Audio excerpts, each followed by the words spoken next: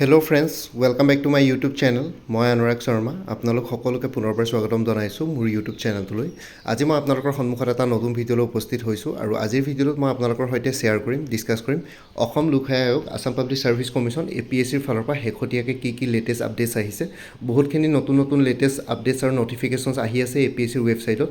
মই মোৰ ভিডিঅ'ৰ জৰিয়তে আপোনালোকক প্ৰত্যেক মাহে ৩-৪ বাৰকৈ APSCৰ ৱেবছাইটৰ পৰা এই নটিফিকেশ্যনখিনি শ্বেয়াৰ কৰোঁ। যিসকলে ধৰক কেতিয়াবা চান্স নাপায়ো বা কেতিয়াবা APSCৰ ৱেবছাইটটো চেক কৰিবলৈ থাকিও যায়, ইউটিউবটো খুলিলে কেতিয়াবা মোৰ ভিডিঅ'ৰ নটিফিকেশ্যন আহি যায় তেওঁলোকৰ তাতে,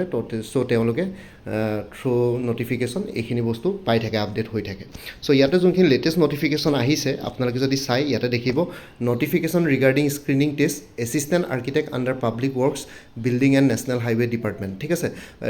এছিষ্টেণ্ট আৰ্কিটেক্টৰ যোনটো স্ক্ৰিনিং টেষ্ট হ'ব OMR বেছ, তাৰ কাৰণে এটা নটিফিকেশ্যন আহিছে ইয়াতে। তাৰপিছত আহি গ'ল notification regarding reschedule of screening test OMR base for the post of junior engineer civil. ঠিক আছে, জুনিয়ৰ ইঞ্জিনিয়াৰ চিভিল যোনটো জইণ্ট কেডাৰ আছিলে পাব্লিক PWRT আৰু PW building and national highway department, তাৰ কাৰণে ৰিস্কেডুল কৰা হৈছে স্ক্ৰিনিং টেষ্টটো OMR বেছ। আৰু বাকী লিষ্ট অফ কেণ্ডিডেটছ দেখুৱাইছে whose applications has been accepted rejected for the post of assistant director. ঠিক আছে, department of in the rank of assistant professor, department of program monitoring, examination and evaluation, department of curriculum, text books and material, department of education and research, survey and assessment আৰু department of science and mathematics. Accepted list, rejected list দুইখনে আছে। আৰু লগতে আপোনালোকৰ junior administrative এছিষ্টেণ্টৰ under the establishment of Assam public service commission যোনটো JEE পৰীক্ষা আছিলে, চ' তাৰ কাৰণে স্ক্ৰিনিং টেষ্টটো আপোনালোকে জানে 6 জুলাই 2025 অহা দেওবাৰে হ'বলৈ গৈ আছে। তাৰ কাৰণে এডমিট কাৰ্ড ডাউনলোড লিংকটো ইয়াতে অ'পেন হৈ গৈছে, আপোনালোকে ডাউনলোড কৰিব পাৰিব। মই অলৰেডি আপোনালোকৰ ভিডিঅ'ৰ থ্ৰুৱেদি এইখিনি বস্তু জনোৱা হৈছিলে। আৰু লগতে এনচাৰ কিজ আহিছে objective type written test for the stenographer grade 2 English under general administration department. ঠিক আছে, জেনেৰেল ষ্টাডিজৰ। আৰু লগতে আপোনালোকে অবজেকশ্যনো ছাবমিট কৰিব পাৰে। আৰু লগতে ইণ্টাৰভিউ ভাইভা বছ ইণ্টিমেশ্যন লেটাৰ এনফৰ্চমেণ্ট ইনস্পেক্টৰৰ কাৰণে ট্ৰেন্সপৰ্ট ডিপাৰ্টমেণ্টৰ যিসকলে এনফৰ্চমেণ্ট ইনস্পেক্টৰ স্ক্ৰিনিং টেষ্টটো ছাকচেছফুলি ক্লিয়াৰ কৰিলে তেওঁলোকে এতিয়া ইণ্টাৰভিউ এটা দিব লাগিব। আই think interview date 1st, 2nd, 3rd তেনেকুৱা আছিলে জুলাই। চ' আপোনালোকে এনফৰ্চমেণ্ট ইনস্পেক্টৰ যোনটো ইণ্টাৰভিউৰ বা ভাইভা বছৰ ইণ্টিমেশ্যন লেটাৰ আছিলে সেইখিনি আপোনালোকে ডাউনলোড কৰিব পাৰিব। আৰু লগতে ইণ্টাৰভিউ ভাইভা বছ ফিচাৰিজ ডেভেলপমেণ্ট অফিচাৰৰ কাৰণেও নটিফিকেশ্যন আহি গ'ল। চ' ফিচাৰিজ ডেভেলপমেণ্ট অফিচাৰৰ কাৰণে অকল জাষ্ট ইণ্টাৰভিউ ভাইভা বছ হ'ব, কোনো তেনেকুৱা ধৰণৰ ৰিটেন এক্সামিনেশ্যন ইয়াৰ নটিফিকেশ্যন নাই, ডাইৰেক্টলি ইণ্টাৰভিউ ভাইভা বছে হ'বগৈ। ঠিক আছে, আৰু লগতে notification regarding screening test OMR base law এছিষ্টেণ্টৰ কাৰণে office of the chief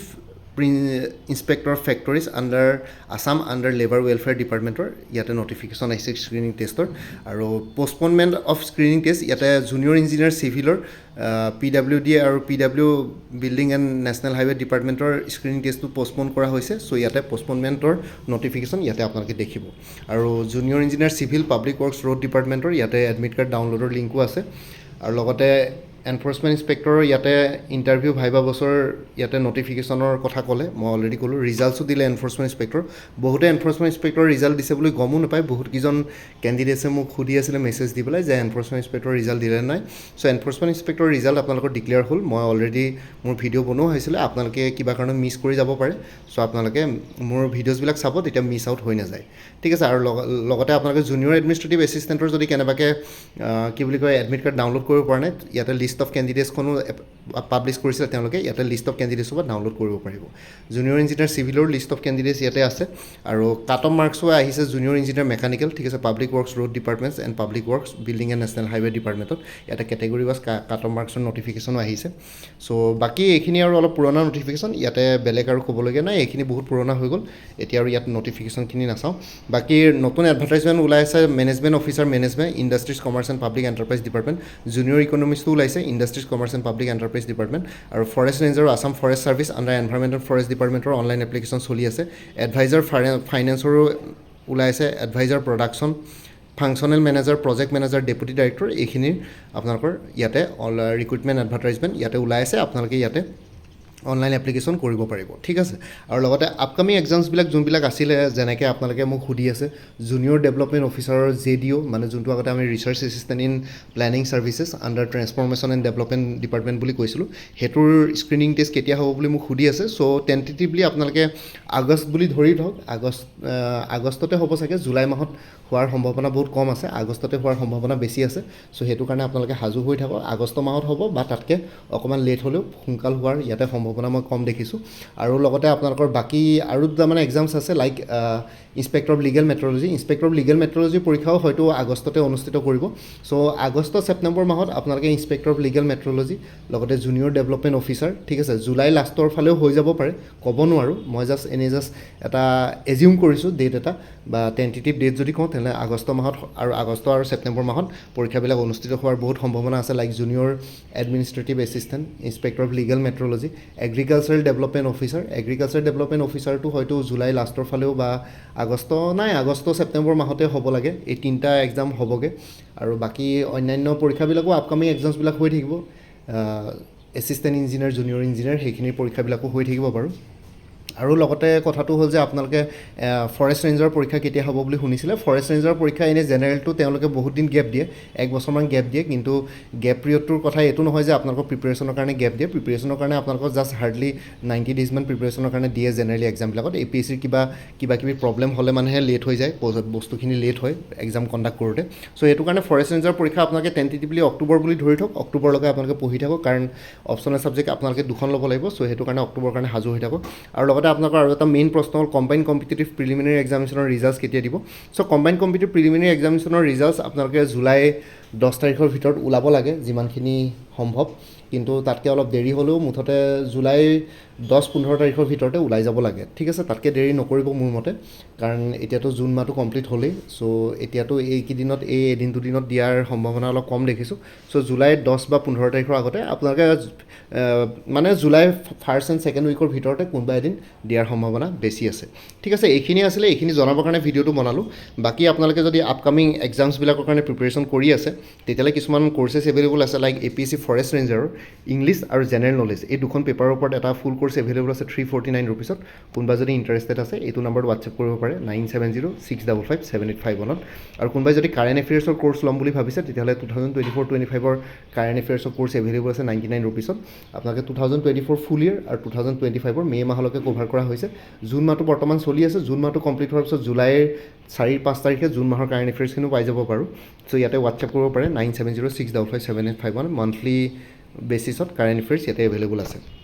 APSC junior development অফিচাৰৰ এটা ফুল কোৰ্চ এভেইলেবল আছে 299ত এইটো নম্বৰত হোৱাটছএপ কৰিব পাৰে 9706557851 APSC জুনিয়ৰ এডমিনিষ্ট্ৰেটিভ এছিষ্টেণ্টৰ ফুল কোৰ্চ এভেইলেবল আছে 349ত যোনটো পৰীক্ষা 6 জুলাইত হ'বলৈ গৈ আছে চ' তাৰ কাৰণে ফেজ 1 ফুল কোৰ্চ এভেইলেবল আছে জেনেৰেল ষ্টাডিজৰ ওপৰত আৰু phase 2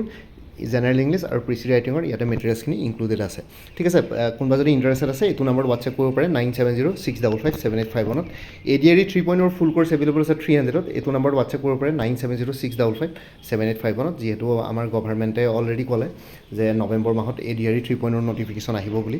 APSC inspector of statistics full course available আছে পেপাৰ 1 ইংলিছ আৰু paper 2 current affairs mathematics and reasoning 99 ৰুপিছত এইটো নম্বৰত হোৱাটছএপ কৰিব পাৰে 9706557851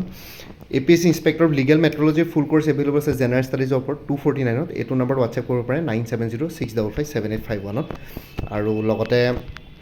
নেক্সট হৈ গ'ল আছাম এগ্ৰিকালচাৰ ইউনিভাৰ্চিটিটোৰ বহুতবিলাক ৰিক্ৰুইটমেণ্টছ আছিলে জুনিয়ৰ এডমিনিষ্ট্ৰেটিভ এছিষ্টেণ্ট ঠিক আছে জুনিয়ৰ একাউণ্টেণ্ট সেইবিলাকৰ ওপৰত চ' তাৰ কাৰণে এটা ফুল কোৰ্চ এভেইলেবল আছে 299ত এইটো নম্বৰত হোৱাটছএপ কৰিব পাৰে 9706557851ত APSC junior engineer full course available আছে জেনেৰেল ষ্টাডিজ আৰু ইংলিছ গ্ৰামাৰৰ ওপৰত 249ত এইটো নম্বৰত হোৱাটছএপ কৰিব পাৰে 9706557851ত APSC agricultural development officer general studies পেপাৰখনৰ ওপৰত এটা ফুল কোৰ্চ এভেইলেবল আছে 249ত এইটো নম্বৰত হোৱাটছএপ কৰিব পাৰে 9706557851ত ঠিক আছে আপডেটেড কাৰেণ্ট এফেয়াৰ্ছবিলাক মোৰ পৰা কোৰ্চ ল'লে লাইফ টাইম পাই থাকিব তাৰ কাৰণে কোনো ফাৰ্ডাৰ পে'মেণ্ট কৰিব নালাগে জাষ্ট প্ৰত্যেক মাহৰ ষ্টাৰ্টিঙতে বা বিগিনিঙতে এটা ৰিমাইণ্ডাৰ মেছেজ দিলে হ'ল যে প্ৰিভিয়াছ মান্থ বা লাষ্ট মান্থৰ কাৰেণ্ট এফেয়াৰ্ছ লাগে মই লগে লগে শ্বেয়াৰ কৰি দিম কাৰণ মেটেৰিয়েলছখিনি PDF ফৰ্মেটত এভেইলেবল আছে চ' কোনোবা যদি ইণ্টাৰেষ্টেড কেণ্ডিডেটছ আছে এইটো নম্বৰত হোৱাটছএপ কৰি জনাওক 9706557851 আপোনালোকক কোনটো কোৰ্চ লাগে কোৰ্চৰ কণ্টেণ্টছখিনি শ্বেয়াৰ কৰিম লগতে পে'মেণ্টৰ লিংক দি দিম পে'মেণ্ট কৰাৰ লগে লগে গোটেই কোৰ্চটো নিজৰ হোৱাটছএপত PDF ফৰ্মেটত পাই যাব আৰু কোনোবাই যদি আগতে মোৰ পৰা কিবা কোৰ্চ লৈ থৈছিলে তেতিয়া এবাৰ জনাই দিব তেতিয়া আগৰ মেটেৰিয়েলছখিনি বাদ দি যোনখিনি নতুন মেটেৰিয়েলছ লাগিব সেইখিনি ল'লে হ'ল তেতিয়া প্ৰাইচটো অলপ কমি যাব কাৰণ আপোনালোকে জানে প্ৰত্যেকটো কম্পিটিটিভ এক্সামৰ চিলেবাছ একেই থাকে চ' সেইটো কাৰণে এবাৰ জনাই দিব আৰু ইয়াতে যোনটো হোৱাটছআপ নাম্বাৰ দি আছে এইটো অনুগ্ৰহ কৰি কল নকৰিব এইটো জাষ্ট হোৱাটছআপ মেছেজৰ কাৰণে এভেইলেবল কলৰ কাৰণে এভেইলেবল নহয় বাকী ভিডিঅ' ডেছক্ৰিপশ্যন আৰু কমেণ্ট ছেকশ্যন চেক কৰক তাতে কোৰ্চখিনিৰ কথা আৰু পৰা উল্লেখ কৰি দিছোঁ আৰু লগতে মোৰ আৰু এটা চেনেল আছে অসম আইকিউ বুলি